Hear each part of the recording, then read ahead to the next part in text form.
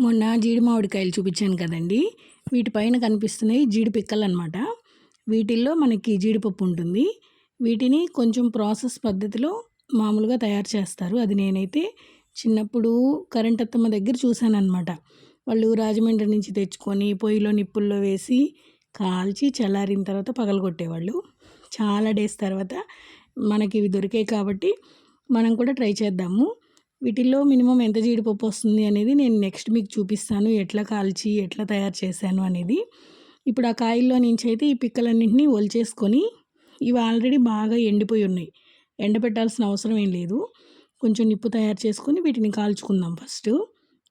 ఇంకా కాయల్లో నుంచి వీటన్నీ సపరేట్ చేసిన తర్వాత ఆ కాయలు కూడా తినేయడం అయిపోయింది, పడేయడం కూడా అయిపోయింది. ఇంకా వీటన్నింటినీ అయితే జీడిపప్పు తయారీ ఎలా చేసుకుందాం అనేది చూద్దాము. జీడి పిక్కలు భలే గట్టిగా ఉన్నాయండి, స్ట్రాంగ్గా.